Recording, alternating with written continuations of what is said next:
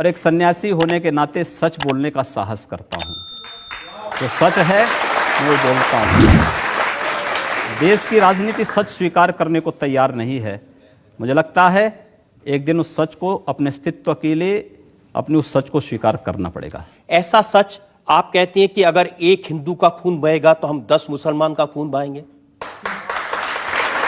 मुझे लगता है किस परिप्रेक्ष्य में हुआ है, किस परिप्रेक्ष्य में कहा गया है, पूरा वक्तव्य सामने आएगा तो मुझे लगता है उस पर ज्यादा बेहतर तरीके से बोलूंगा। चलिए आपको मैं पूरा वक्तव्य सुना देता हूं आपका, ऐसी क्या बात है।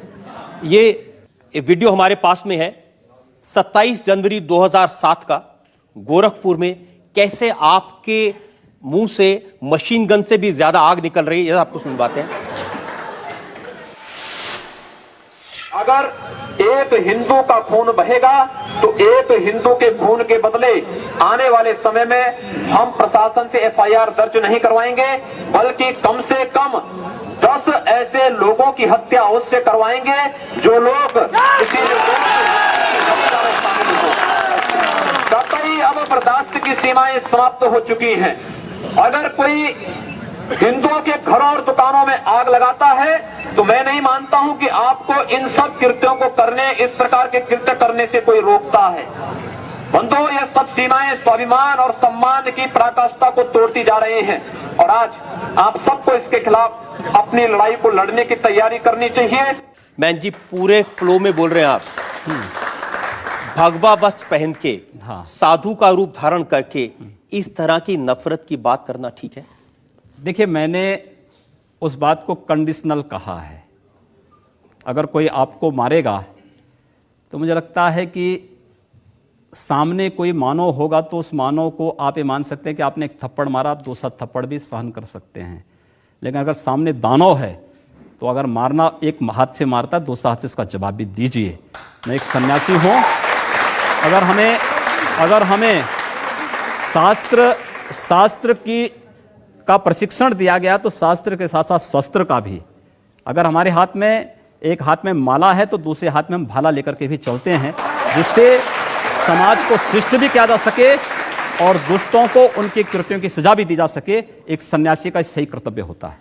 योगी जी, आप भारत की पार्लियामेंट के सदस्य हैं, आप उस सर्वोच्च व्यवस्था में हैं जो कानून बनाती है। आप लोगों से कह रहे हैं कि हम एफआईआर दर्ज नहीं करवाएंगे, अगर एक मारेगा तो हम 10 मारेंगे। आप गब्बर सिंह हैं कि हमने प्रशासन से इस बात को कहा। जब प्रशासन बात नहीं मानता है, जहां पर प्रशासनिक व्यवस्था पूरी तरह फेल हो चुकी है, जहां पर वो किसी चीज को सुनने को तैयार नहीं है। गोरखपुर में दर्जनों व्यापारियों की दुकानें आग लगाई जा चुकी थी। एक व्यापारी की हत्या सरेआम इसलिए कर दी जाती क्योंकि हिंदू बालिका को जबरन मुहर्रम का जुलूस उस बालिका के साथ जबरन करने का प्रयास करता और वो व्यापारी उसको बचाने के लिए आता है तो उसकी हत्या सरेआम पुलिस की जीप से खींच करके, चाकू से गोंद करके उसकी हत्या कर दी जाती है। कोई इस बात को सुनने को तैयार नहीं। आखिर हम लोग बाकी इसके अलावा हमारे पास चारा क्या है?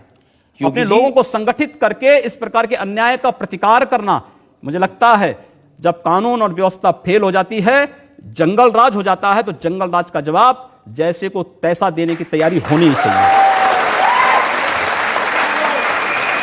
योगी जी, प्रधानमंत्री नरेंद्र मोदी कहते हैं सबका साथ सबका विकास। ऐसे विकास करेंगे लोगों के घर जला के, उनको मार के? हमने कहा हम पहल नहीं कर रहे हैं। हमने अपने तरीके से नहीं जलाया है।